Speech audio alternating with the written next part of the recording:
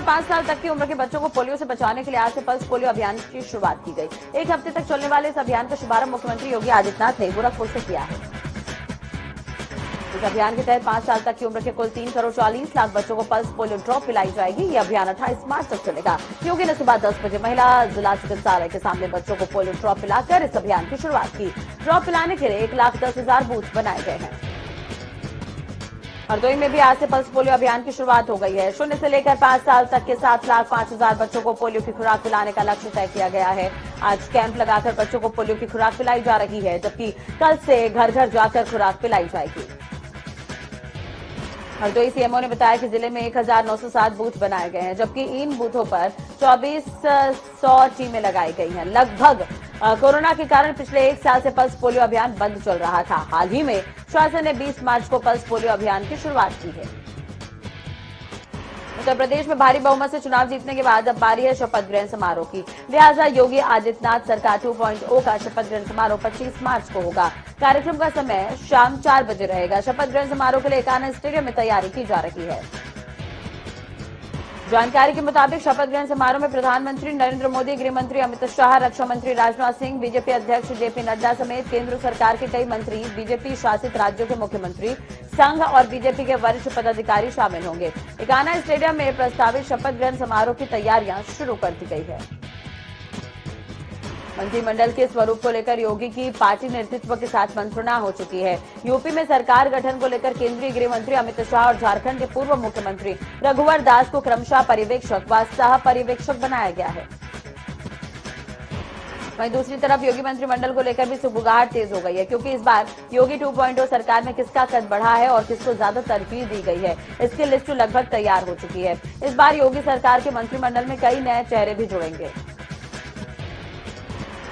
Deputy CM बनने की race में कई नाम सामने आ चुके हैं। सूत्रों से मिली जानकारी के मुताबिक आगरा ग्रामीण से चुनाव जीतकर आई बेबी रानी मौर्य और लखनऊ कैंट की सीट से जीतकर आए ब्रजेश पाठक को डिप्टी सीएम बनाया जा सकता है। वहीं केशव प्रसाद मौर्य सिराथू से चुनाव तो हार गए, लेकिन योगी सरकार को नई कैबिनेट में बड़ी जिम्मेदारी दी जा सकती है। पूर्व आईपीएस राजेश्वर सिंह ने स्वैच्छिक सेवानिवृत्ति लेकर चुनाव लड़ा और लखनऊ की सरोजनी नगर सीट से जीत हासिल की। केंद्र में पार्टी के बीच उनकी अच्छी पकड़ मानी जाती है। साथ ही उनकी गिनती तेज तर्रार अधिकारियों में रही है। ऐसे में उनका मंत्रिमंडल में शामिल होना लगभग तय है। यूपी पुलिस में रहे पूर्व आईपीएस असीम अरुण भी योगी मंत्रिमंडल में शामिल किए जा सकते हैं। पूर्व आईएएस एके शर्मा की गिनती पीएम नरेंद्र मोदी के करीबियों में होती है। इस समय वे बीजेपी के उपाध्यक्ष हैं। उनका नाम भी मंत्रिमंडल में होने की बात चल रही है। प्रोटेम स्पीकर तय करने के लिए विधानसभा सचिवालय की तरफ से 18वीं विधानसभा के 17 नवनिर्वाचित वरिष्ठ सदस्यों की सूची राजभवन भेजी गई है। राज्यपाल आनंदीबेन पटेल इस सूची में से किसी वरिष्ठ विधायक को प्रोटेम स्पीकर नामित करेंगी। विधानसभा सत्र शुरू होने पर प्रोटेम स्पीकर की देखरेख में ही नए विधानसभा अध्यक्ष का चुनाव और नवनिर्वाचित सदस्यों का शपथ ग्रहण करवाया जाएगा। वरिष्ठ विधायकों की सूची में सबसे पहला नाम मोहम्मद आजम खान का है, लेकिन जेल में होने के कारण उन्हें प्रोटेम स्पीकर बनाए जाने की संभावना काफी कम है। शनिवार देर शाम गोरखपुर प्रवास पर संघ चालक मोहन भागवत से मुख्यमंत्री योगी आदित्यनाथ ने माधव धाम में मुलाकात की। संघ प्रमुख से योगी आदित्यनाथ की करीब 40 मिनट बातचीत चली। इस दौरान दोनों के बीच सामाजिक के साथ साथ राजनीतिक मुद्दों पर चर्चा हुई। योगी ने संघ प्रमुख को शपथ ग्रहण समारोह में आने का न्योता दिया है। वहीं आरएसएस प्रमुख मोहन भागवत 4 दिवसीय दौरे पर गोरखपुर आए हैं। वो संघ के विभिन्न कार्यक्रमों में हिस्सा लेंगे। 20 और 21 मार्च को संगठन श्रेणी और जागरण श्रेणी की बैठक लेंगे। 22 मार्च को कुटुंब प्रबोधन कार्यक्रम को संबोधित करेंगे। विधानसभा चुनाव खत्म होने के बाद आरएलडी को बड़ा झटका लगा है। आरएलडी प्रदेश अध्यक्ष मसूद अहमद ने पार्टी छोड़ दी है। उन्होंने पार्टी के अंदर पॉलिटिक्स पर सवाल उठाए। उन्होंने आरएलडी प्रमुख जयंत चौधरी पर सीटें बेचने का आरोप लगाया। इसके साथ ही मुस्लिमों, दलितों की उपेक्षा और टिकट बंटवारे में मनमानी के आरोप लगाए। मसूद अहमद ने अपने इस्तीफे में साफ तौर पर लिखा कि वो गठबंधन की हार की वजह से पैसे टिकट देना, नेताओं को सम्मान न मिलना और अखिलेश यादव का एरोगेंस होना रहा। उन्होंने साफ तौर पर कहा कि जिस तरह से जयंत चौधरी इस गठबंधन में झुकते चले गए वो पार्टी के लिए काफी नुकसानदायक साबित हुआ और अखिलेश यादव ने कहीं भी आरएलडी के लोगों को सम्मान नहीं दिया। यूपी के मुख्य सचिव 2 दिवसीय आगरा दौरे पर हैं। दुर्गा शंकर मिश्रा शाम 6 बजे ताज महोत्सव 2022 का उद्घाटन करेंगे। इसके साथ ही इंटरनेशनल डे ऑफ फॉरेस्ट कार्यक्रम में भी शिरकत करेंगे। सहारनपुर में मामूली कहासुनी होने के चलते जमकर लाठी डंडे चले। इस दौरान एक युवक की मौत हो गई, जिसके बाद सूचना मिलते ही पुलिस ने शव को कब्जे में लिया और पोस्टमार्टम के लिए भेज दिया है। आगरा की खेड़ा राठौर थाना क्षेत्र में कार ने बाइक सवार को टक्कर मार दी। हादसे में 3 लोग गंभीर रूप से घायल हो गए, जिसके बाद सूचना मिलते ही मौके पर पुलिस पहुंची और घायलों का अस्पताल में इलाज जारी है। अम्बेडकर नगर के समग्नपुर थाना क्षेत्र में जय श्री राम का नारा लगाने पर पुलिस कर्मी भड़क गए, जिसका वीडियो सोशल मीडिया पर वायरल हो रहा है। आगरा में कारोबारी के घर पर अज्ञात चोरों ने चोरी की वारदात को अंजाम दिया और फरार हो गए, जिसके बाद सूचना मिलते ही मौके पर पुलिस पहुंची और जांच जारी है। कानपुर देहात के शिवली कोतवाली क्षेत्र में मामूली कहासुनी पर दबंगों ने युवक पर लाठी डंडों से हमला कर दिया और जिसका वीडियो सोशल मीडिया पर वायरल भी हो रहा है। वहीं पीड़ित परिजनों ने दबंगों के खिलाफ थाने में प्रार्थना पत्र देकर न्याय की गुहार लगाई है। प्रतापगढ़ के फरीदुपुर कुंडा में स्कूल प्रबंधक अपनी बस ले जाने के लिए गरीब महिला की दीवार गिरा रहा है। महिला अपनी जमीन की बेनामी का दावा कर रही है। महिला का घर बना हुआ है, लेकिन स्कूल प्रबंधक महिला की दीवार गिराकर जबरन रास्ता बना रहा है। मुरादाबाद जनपद के जिला चिकित्सालय में एक महिला बुजुर्ग मरीज को आधा दर्जन से ज्यादा लोगों ने ठेले पर रखकर जिला अस्पताल पहुंचाया। मरीज के परिजनों का आरोप है कि एम्बुलेंस को कई बार कॉल किया गया, लेकिन एम्बुलेंस न मिलने के चलते उसे ठेले पर रखकर जाना पड़ा। इधर अमेठी में जमीन से जुड़े मामले में बसपा प्रत्याशी का हाथ में पिस्टल लिए एक व्यक्ति को धमकाने का मामला देखने को मिला है। गौरीगंज विधानसभा से बसपा प्रत्याशी राम लखन शुक्ल का वीडियो सोशल मीडिया पर जमकर वायरल हो रहा है। बिजनौर के केहरीपुर गांव में मृत अवस्था में हाथी का शव पड़ा मिला, जिससे कि वन विभाग में हड़कंप मचा हुआ है। वहीं सूचना पर वन विभाग के आला अधिकारी पहुंचे और हाथी के शव को कब्जे में लेकर पोस्टमार्टम के लिए भेजा गया। बरेली के किशनपुर गांव में कार की टक्कर से बाइक सवार 2 लोगों की मौत हो गई, जबकि 2 लोग गंभीर रूप से घायल हो गए। घायलों का उपचार जारी है। प्रयागराज में दोहरे हत्याकांड के बाद फिर खुलदाबाद इलाके में गोली चली, जिससे 3 लोग घायल हो गए। वहीं 2 की हालत गंभीर है। साथ ही सूचना मिलने पर कई थानों की फोर्स मौके पर पहुंची। बदायूं के उझानी कोतवाली क्षेत्र के अल्लाहपुर गांव में चुनावी रंजिश को लेकर पूर्व प्रधान के इशारे पर मौजूदा ग्राम प्रधान पर लाठी डंडों से हमला किया गया, जिसमें वो गंभीर रूप से घायल हो गए। पुलिस ने सभी को जिला अस्पताल में भर्ती करवा दिया है। इस पूरे मामले में पुलिस ने मुकदमा दर्ज कर कार्रवाई शुरू कर दी है। अलीगढ़ की नई बस्ती इलाके में 18 साल की अज्ञात युवती ट्रेन के आगे कूदकर आत्महत्या कर ली, जिसके बाद मौके पर पहुंची पुलिस ने शव को कब्जे में लिया है। आगरा के थाना कागड़ौल क्षेत्र में दबंगों परिवार पर जमकर लाठी डंडे चले। दबंगों का वीडियो कैमरे में कैद हो गया है, जो वायरल हो रहा है। फतेहपुर जिले में नशे में धुत दरोगा ने अपने लाइसेंसी रिवॉल्वर से युवक को गोली मार दी, जिससे युवक को गंभीर हालत में इलाज के लिए अस्पताल में भर्ती करवाया गया, जहां युवक का अस्पताल में इलाज जारी है। पीड़ित की तहरीर पर मुकदमा दर्ज कर लिया गया है। रायबरेली के सदर कोतवाली क्षेत्र में वी मार्ट के मैनेजर के अपहरण की सूचना जो है झूठी निकली है। मैनेजर ने रुपयों के लेन देन के कारण साथ जाने की बात कही है। हरदोई के पिहानी कोतवाली क्षेत्र में 2 संदिग्ध परिस्थितियों में 2 ट्रकों में भीषण आग लग गई, जिससे कि दोनों ट्रक जलकर राख हो गए। वहीं सूचना पर दमकल और पुलिस पहुंची और कड़ी मशक्कत के बाद आग पर काबू पाया जा सका। ललितपुर के कोतवाली क्षेत्र अंतर्गत नेशनल हाईवे के पास तेज रफ्तार ट्रक ने पीछे से बाइक में टक्कर मार दी। सड़क हादसे में नवविवाहिता की दर्दनाक मौत हो गई। आगरा के बरहन थाना क्षेत्र में प्राइवेट बस अनियंत्रित होकर खाई में जा गिरी, जिससे कि करीब 24 यात्री घायल हुए हैं।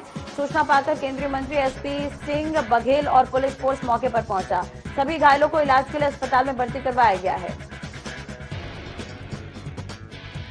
बिजनौर के शेरकाट थाना क्षेत्र में तेज रफ्तार एम्बुलेंस और ट्रैक्टर ट्रॉली की टक्कर हो गई। टक्कर इतनी भीषण थी कि एम्बुलेंस ड्राइवर की मौत हो गई, जिसके बाद पुलिस ने शव को पोस्टमार्टम के लिए भेज दिया है। 2 घायलों को सीएचसी में भर्ती करवाया गया है। दिल्ली में मौजूद उत्तराखंड के पूर्व मुख्यमंत्री त्रिवेंद्र सिंह रावत ने बीजेपी अध्यक्ष जेपी नड्डा से मुलाकात की। मुलाकात के दौरान त्रिवेंद्र सिंह रावत मुख्यमंत्री फेस को लेकर अपना फीडबैक देते नजर आए। मुलाकात के बाद रावत ने ट्विटर पर फोटो भी शेयर की है।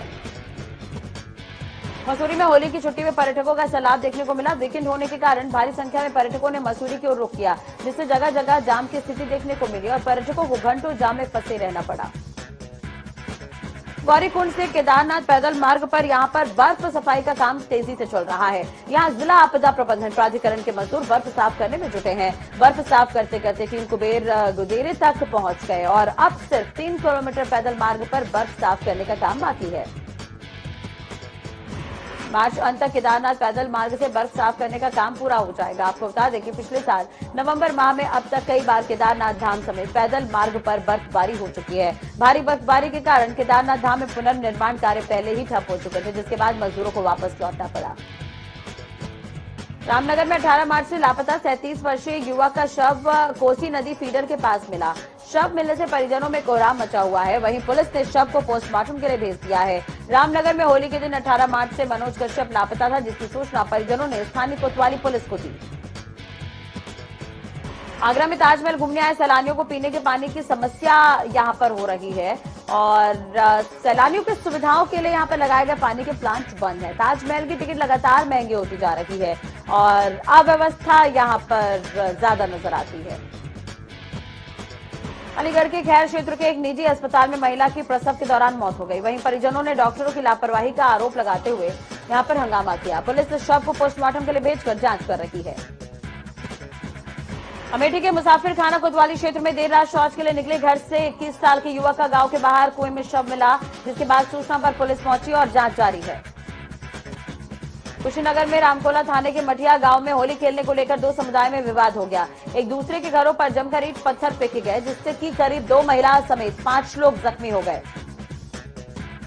आगरा सदर थाना के सोहल्ला इलाके में फायरिंग के दौरान एक युवक के पैर में गोली लगी, जिससे युवक गंभीर रूप से घायल हो गया। दारू पार्टी के दौरान फायरिंग में युवक को गोली लगी। दबंग युवक के घर शराब पार्टी में फायरिंग के दौरान यहां पर पुलिस मौके पर पहुंची और घायल को इलाज के लिए अस्पताल में भर्ती करवाया। पुलिस इस पूरे मामले पर जांच कर रही है। औरैया के अरवा कटरा थाना क्षेत्र में दबंगों की दबंगई और पुलिस की बड़ी लापरवाही देखने को मिली। पैसों के विवाद में युवक पर दबंगों ने लाइसेंसी असलहे से फायरिंग की। पीड़ित युवक ने भागकर अपनी जान बचाई। एटा के जीटी रोड पर एक अज्ञात वाहन ने ग्रामीण दंपत्ति को रौंद दिया। हादसे में पति की मौके पर मौत हो गई। वहीं घायल पत्नी को गंभीर हालत में इलाज के लिए अस्पताल में भर्ती करवाया गया। लखीमपुर खीरी के गौरीपंचा कोतवाली परिसर में खुद पर तेल छिड़ककर आग लगाने वाले युवक शुभम गुप्ता की इलाज के दौरान मौत हो गई है। टैक्सी चलाने के दौरान पुलिस की अवैध वसूली और दबंग टैक्सी गैंग के प्रताड़ित किए जाने से युवक परेशान था। कुशीनगर में शनिवार को होली खेलने के बाद बड़ी गंडक पर बने पुल के पास नहाने गया युवक नदी में डूब गया, जिसे बचाने के लिए दूसरा युवक नदी में कूद गया और उसे बचा लिया गया। आजमगढ़ के सितारी थाना अंतर्गत बाइक पर 3 युवक की भिड़ंत सामने से आ रही कार से हो गई, जिसमें बाइक सवार तीनों युवक बुरी तरह से घायल हो गए। मौके पर बचाव दल, एम्बुलेंस और स्थानीय पुलिस पहुंची और सभी का रेस्क्यू किया गया। फर्रुखाबाद जिले में शनिवार देर रात गंभीर थाना क्षेत्र के हाजियापुर गांव में 2 पक्षों में विवाद हो गया। विवाद होने के दौरान लाठी डंडे, ईंट पत्थर और जमकर गोलियां चली। इसमें एक व्यक्ति की मौत हो गई जबकि 3 घायल हो गए। ललितपुर के महारानी क्षेत्र रंग लगाने का विरोध करने पर दबंगों ने पूरे परिवार को बेरहमी से पीटा। बीच चौराहे आधा घंटे तक मारपीट यहां पर देखने को मिला, जिसका वीडियो सोशल मीडिया पर वायरल हो रहा है। प्रतापगढ़ में ट्रेन का इंतजार कर रही महिला यात्री से रेप की वारदात को अंजाम दिया गया है। जंक्शन के वेटिंग हॉल में बैठी महिला से शौचालय संचालक अन्ना ने ही रेप किया है। वहीं घटना को अंजाम देकर आरोपी फरार है। शौचालय में बेसुध पड़ी लाश देखकर महिला में यहां पर परिजनों ने शिकायत की, जिसके आधार पर यहां पर मामला दर्ज किया गया है और पुलिस कार्रवाई कर रही है। अमरोहा के गजरौला थाना क्षेत्र में नेशनल हाईवे 9 पर तेज रफ्तार कार ने बाइक में टक्कर मारकर चालक मौके से फरार हो गया। वहीं बाइक सवार दोनों युवक घायल हो गए, जिसके बाद सूचना पर पुलिस पहुंची और अस्पताल में युवकों को भर्ती करवाया गया। फतेहपुर के ललौली थाना क्षेत्र में अज्ञात युवक का शव मिलने से इलाके में हड़कंप है। रायबरेली के महाराजगंज थाना क्षेत्र में मंदिर के बाहर सो रहे पुजारी की धारदार हथियार से हत्या कर दी गई और सुबह परिजनों ने खून से लथपथ शव देखने के बाद पुलिस को इसकी सूचना दी। पुलिस मौके पर पहुंची और कार्रवाई कर रही है। बाराबंकी रे बड़पुर थाना क्षेत्र में संदिग्ध परिस्थितियों में नवविवाहिता की मौत हो गई। मृतका के परिजनों ने ससुराल वालों पर दहेज के लिए हत्या का आरोप लगाया है। वहीं पति समेत सास ससुर पर दहेज और हत्या की धाराओं में मुकदमा दर्ज कर दिया है।